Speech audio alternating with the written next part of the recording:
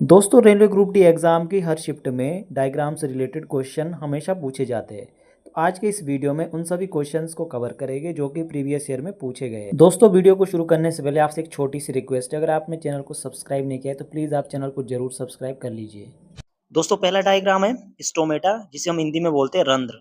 ये कहाँ पाए जाते हैं? ये पौधे के पत्तियों और तने में छोटे छोटे छेद होते हैं, वहां पे पाए जाते हैं। इनका काम क्या होता है? इनका काम होता है पानी और गैस का आदान प्रदान करना होता है। आप यहाँ पे देख सकते हैं जो ये भाग है दोस्तों, इसको क्या बोलते हैं? द्वार कोशिकाएं बोलते हैं, यानी कि गार्ड सेल बोलते हैं। ठीक है, इनका जो काम क्या होता है, जो द्वार कोशिकाएं होती है, इनका मुख्य कार्य क्या होता है? ये स्टोमेटा को क्लोज और ओपन को क्या करते हैं? कंट्रोल करते हैं। यानी कि जितना आवश्यकता होती है पानी की या गैस की, उतना ही क्या होती है? द्वार कोशिकाएं क्या करती है? ओपन होती है और क्लोज होती है। यानी कि स्टोमेटा का क्लोज और ओपन किसके द्वारा कंट्रोल किया जाता है? द्वार कोशिकाओं के द्वारा कंट्रोल किया जाता है। ये जो बीच वाला भाग है दोस्तों, यहाँ पे क्या होते हैं? रंध्र के छोटे छोटे छेद पाए जाते हैं। और ये जो वाला भाग है दोस्तों, ये क्या है? हरित लवक। ठीक है, इसे क्या बोलते हैं? हरित लवक बोलते हैं। बहुत ही मोस्ट इंपॉर्टेंट ये डायग्राम है। आइए दोस्तों नेक्स्ट डायग्राम देखते हैं। दोस्तों हमारा जो नेक्स्ट डायग्राम है वो किसका है?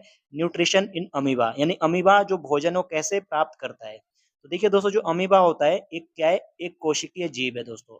जो अमीबा होता है दोस्तों, जो प्रोसेस होता है इसका, इसको क्या बोलते हैं? फेगोसाइटोसिस। यानी फेगोसाइटोसिस प्रोसेस से क्या करता है? अमीबा अपना भोजन बनाता है। यहाँ पे देखिए दोस्तों, ये क्या है? ये यहाँ पे क्या है? केंद्रक है ये। ठीक है, ये क्या है? केंद्रक है। ये क्या है? खाद्य कण है यहाँ पे। ठीक है, अभी बाहर है, अभी इसके बाहर है। अब ये क्या करेगा? जो पादप या कूटपाद होते हैं, इसकी सहायता से क्या करता है? जो खाद्य कण है इसको क्या करता है? घेरना शुरू कर लेता है। ठीक है, किसके द्वारा? कूटपाद के द्वारा क्या करता है? घेरना शुरू कर देता है। ठीक है, और जो रिक्त स्थान होता है यहाँ पे क्या हो जाता है? इसका पाचन शुरू हो जाता है। ठीक है, जो खाद्य रिक्तिका होती है दोस्तों, यहाँ पे क्या होता है? इसका जो हमने जो ये भोजन लिया इसने, इसका पाचन यहाँ पे स्टार्ट हो जाता है। ठीक है, और पाचन यहाँ पे स्टार्ट हो जाता है और अवशोषण कहाँ हो जाता है? अवशोषण इसका कहाँ होता है? साइटोप्लाज्म के द्वारा होता है। ठीक है, जो ये खाद्य कण था, इसका अवशोषण क्या होता है? साइटोप्लाज्म के द्वारा इसको क्या किया जाता है? अवशोषित किया जाता है। ठीक है, तो आपको ये ध्यान रखना है। तो ये जो क्या है? ये खाद्य कण है। ठीक है, केंद्रक है। ये पादप या कूटपाद, जिसे हम इंग्लिश में क्या बोलते हैं? स्यूडोपोडिया बोलते हैं। ठीक है, ये क्या है? फूड वैक्यूल है। और ये क्या है? फूड पार्टिकल है। ठीक है, फूड यहाँ पे क्या होता है? जो जो ये फूड वैक्यूल है दोस्तों, जो खाद्य रिक्तिका होती है, यहीं पे क्या होता है? इसका क्या किया जाता है? जो यहाँ पे इसका क्या होता है? पाचन स्टार्ट हो जाता है। और अवशोषण कहाँ पे होता है? जो भोजन इसने लिया है, जो ये फूड पार्टिकल, इसका अवशोषण साइटोप्लाज्म के द्वारा हो जाता है। आइए दोस्तों नेक्स्ट डायग्राम देखते हैं। नेक्स्ट डायग्राम हमारा पाचन तंत्र से। हमारा जो पाचन तंत्र है मनुष्य का, कहाँ से स्टार्ट होता है? मुंह से पाचन तंत्र स्टार्ट हो जाता है। ठीक है, अब यहाँ पे देखिए दोस्तों, ये मुंह है। ये मुंह है, यहाँ पे जीभ है। ठीक है, छोटी आंत देखिए दोस्तों, क्या है? छोटी आंत यहाँ पे। ठीक है, कहाँ पे पाई जाती है छोटी आंत दोस्तों? ये है छोटी आंत। ठीक है, और यहाँ पे ये बड़ी आंत है। ठीक है, स्मॉल इंटेस्टाइन, और जो बड़ी आंत है, ठीक है, यहाँ पे होती है। अग्नाशय देखिए दोस्तों, ये अग्नाशय है दोस्तों, यहाँ पे अग्नाशय। ठीक है, अग्नाशय से कौन सा हार्मोन निकलता है? ट्रिप्सिन और लाइपेज और एमिलेज अग्नाशय से निकलता है। ठीक है, ये देखिए दोस्तों, यहाँ पे परिशेषिका है। परिशेषिका क्या है दोस्तों? एक अवशेषी अंग है, यानी कि इसका अब कोई काम नहीं है हमारी बॉडी में। ठीक है, तो ये आपको ध्यान रखना है। और यहाँ पे देख सकते हैं, जो ये वाला भाग है इसको डायफ्राम बोलते हैं। पितरस कहाँ पे पाया जाता है? यहाँ पे पित्ताशय में। ये पित्ताशय दोस्तों, यहाँ पे पित्ताशय में पितरस पाया जाता है। ठीक है, पित्ताशय। और यहाँ पे ये क्या है? पित्त नली है। ओके, आगे देखिए दोस्तों, नेक्स्ट डायग्राम। ये जो डायग्राम है बहुत ही इंपॉर्टेंट डायग्राम है दोस्तों, यहाँ से क्वेश्चन बनता है। आप देख लेंगे, आप पुरानी जितने भी क्वेश्चन पेपर है उसमें आपको इससे रिलेटेड एक क्वेश्चन देखने को मिलता है। अब यहाँ पे देखिए दोस्तों, ग्लूकोज है। ठीक है, ये क्या होता है? ग्लूकोज क्या होता है? कोशिका द्रव्य में क्या होता है? किसमें बदल जाता है? ये 6 कार्बन अणु 3 कार्बन अणु में बदल जाते हैं, पाइरूवेट में चेंज हो जाता है। ठीक है, कोशिका द्रव्य में। अब इसके बाद देखिए दोस्तों, यहाँ से क्वेश्चन बनता है कि यदि माइटोकॉन्ड्रिया में क्या होता है? जो पाइरूवेट होता है, माइटोकॉन्ड्रिया की उपस्थिति, यहाँ पे क्या होगी? ऑक्सीजन भी उपस्थित होगा, तो किसमें बदल जाता है? कार्बन डाइऑक्साइड, जल और ऊर्जा में बदल जाता है। ऑक्सीजन के अभाव में और हमारी कोशिकाओं में जो ये पाइरूवेट होता है, किसमें बदल जाता है? लैक्टिक अम्ल। लैक्टिक अम्ल में क्या होता है दोस्तों? हमें थकान होती है, जब हमारी हड्डियों में क्या होता है? लैक्टिक अम्ल इकट्ठा हो जाता है। ठीक है, और ऊर्जा में बदल जाता है। और ईस्ट की उपस्थिति में जो पाइरूवेट होता है, जो ईस्ट की उपस्थिति में किसमें बदल जाता है? इथेनॉल में और CO2 में बदल जाता है। बहुत ही इंपॉर्टेंट रिएक्शन है, इससे एक क्वेश्चन आपको जरूर देखने को मिलता है। आइए दोस्तों नेक्स्ट डायग्राम देखते हैं। नेक्स्ट डायग्राम हमारा मानव हृदय का है।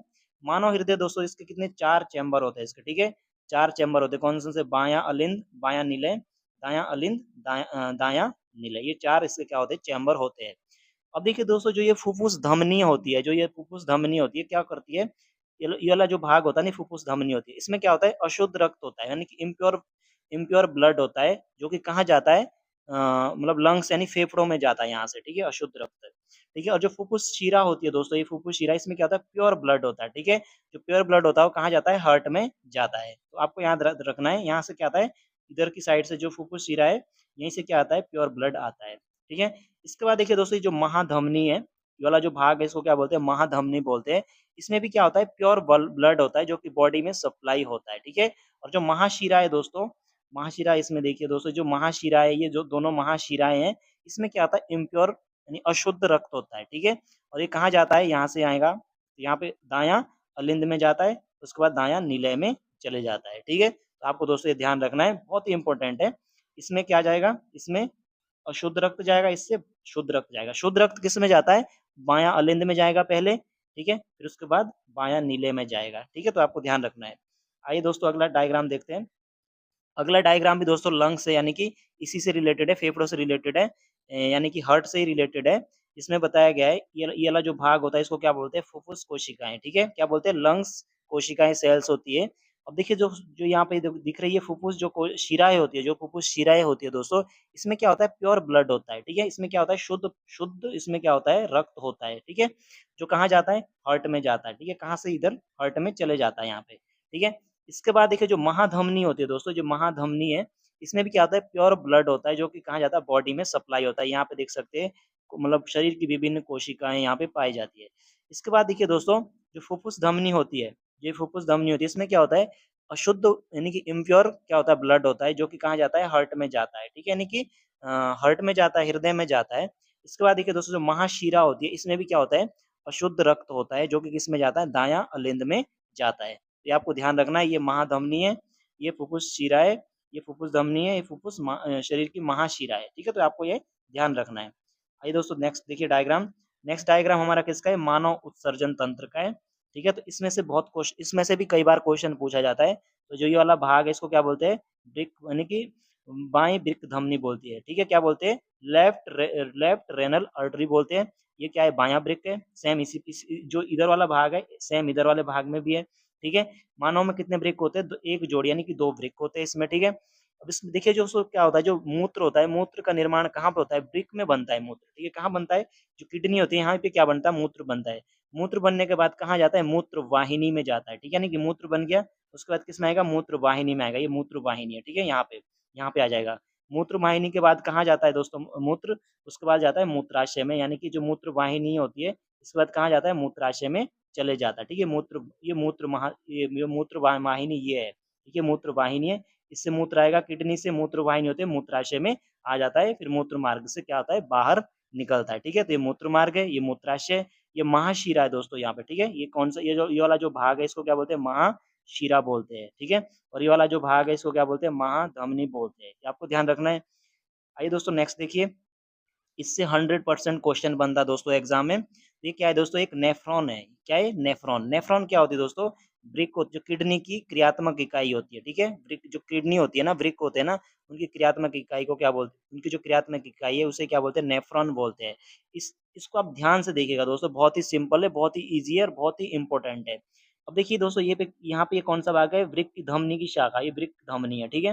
अब यहाँ पे देखिए, इसको क्या बोलते हैं, वोमन संपुट बोलते हैं। ये वाला वृक्क धमनी के बगल में वोमन संपुट है, ठीक है, वोमन संपुट है। इसके बाद देखिए दोस्तों, जो बीच वाला भाग है, इसको क्या बोलते हैं, कोशिका गुच्छा, यानी कि ग्लामेरुलस बोलते हैं। क्या बोलते हैं, ग्लामेरुलस बोलते हैं। ये वाला जो भाग है ग्लामेरुलस है। जो ग्लामेरुलस होता है, ये इसका काम क्या होता है, जो ग्लामेरुलस होता है ना, इसका मुख्य काम क्या होता है दोस्तों, ये क्या करता है, ब्लड को छानता है, ठीक है, क्या करता है, ब्लड को छानता है। और जो छाना हुआ ब्लड को कौन छानेगा, ग्लामेरुलस यानी कोशिका गुच्छे।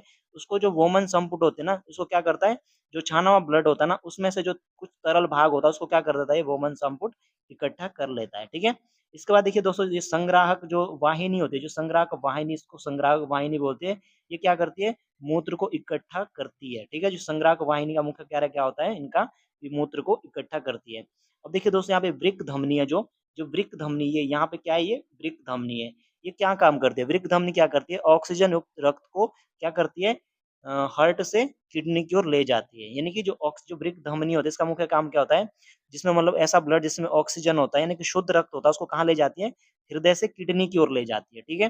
और दोस्तों जो वृक्क शिरा होती है यहाँ पे, इसके बगल में वृक्क शिरा है, वो क्या करती है, जो रक्त होती है उसको कहाँ से किडनी से हार्ट तक ले जाती है, ठीक है? जो धमनी होती है वो क्या करेगी, जो ये आपकी जो ये धमनी है, वेन है, ये क्या करेंगी, ऑक्सीजन युक्त रक्त को किडनी को ले जाएगी, और जो आपकी जो शिरा है, जो आर्टरी है, वो क्या करती है, किडनी से हार्ट की ओर ले जाएगी, ठीक है? तो आपको दोस्तों इनके सारे भाग पता होना चाहिए, खास करके जो ये वाला पार्ट है ना, इसको ज़रूर ध्यान रखना, यहाँ से क्वेश्चन बनता है, आप प्रीवियस ईयर के क्वेश्चन भी देख सकते हैं। तो दोस्तों ये थे आज के बहुत ही मोस्ट इंपोर्टेंट डायग्राम वाले क्वेश्चन। अगर आपको वीडियो अच्छी लगी तो प्लीज़ वीडियो को लाइक और चैनल को आप ज़रूर सब्सक्राइब कर लें।